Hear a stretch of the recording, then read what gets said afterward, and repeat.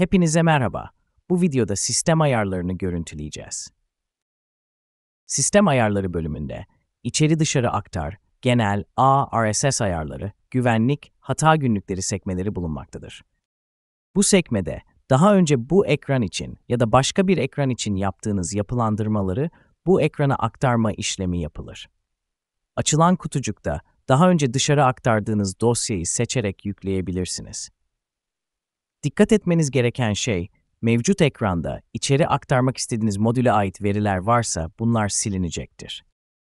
Bu bölüm, ekranın bulunduğu projede hangi blokta olduğu, hangi katta, hangi dairede olduğu, ilgili kişinin iletişim bilgileri gibi bilgilerin yapılandırıldığı bölümdür. Lokasyon da bu bölümde belirlenir. Lokasyon bilgisine göre hava durumu, gün doğumu ve gün batımı bilgileri hava durumu sunucusundan alınır. Bu bölüm, ekran isminin, kullanıcı arayüz dilinin ve arka plan resminin yapılandırıldığı bölümdür. Ekranın ana menüsünün arka plan resmini değiştirmek isterseniz, dosya seçiniz butonuna tıklayarak yüklemek istediğiniz görseli seçiniz. İsterseniz yüklemiş olduğunuz resmi blur butonuna tıklayarak bulanıklaştırabilirsiniz. Arka plan resim boyutu kullandığınız ekran boyutu ile eşdeğer olmalıdır.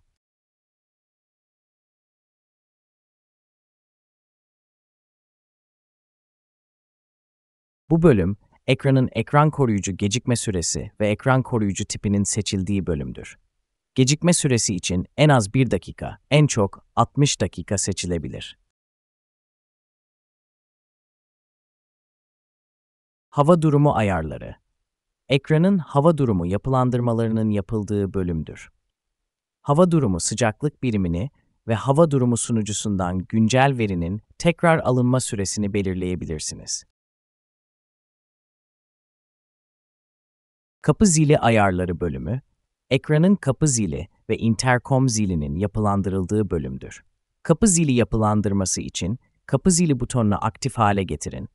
Kapı zili tipini seçin ve seçmiş olduğunuz kapı zili tipine göre gerekli yapılandırma ayarlarını girin.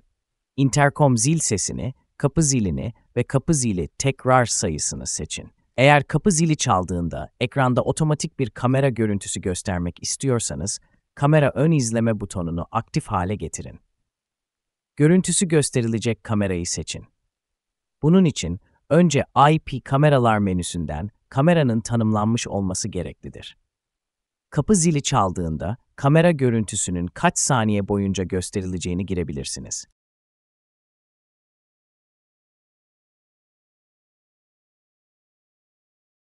Bu bölüm, ekranın saat yapılandırmalarının yapıldığı bölümdür. KNX ayarları bölümü, ekranın KNX bas hattında veri alıp işleyeceği fiziki adresinin tanımlandığı bölümdür. Bunun için kaynak adresi tanımlayınız.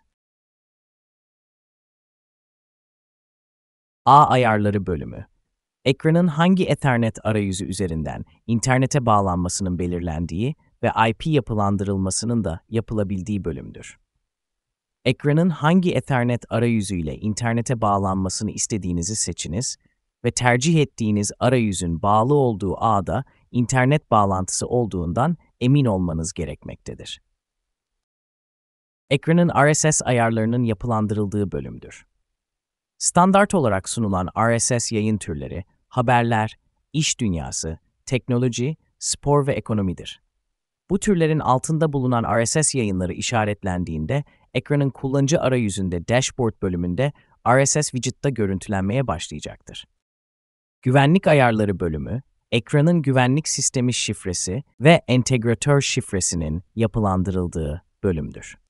Güvenlik şifresi bölümüne, alarm kurmak ve çözmek için kullanılacak şifreyi giriniz. Bu şifreyi girmeden önce dokunmatik panel üzerindeki güvenlik sekmesinden şifre aktif edilmelidir. Hata günlükleri bölümü, ekranda daha önce oluşmuş sistem hatalarının listelendiği bölümdür. Daha önce kaydedilmiş hataları liste halinde görüntüleyebilirsiniz ve hata listesini dışarı aktarmak için dışarı aktar butonuna basarak kaydedebilirsiniz. Kanalımıza abone olmayı ve bildirim ziline basmayı unutmayın. Şimdilik hoşça kalın.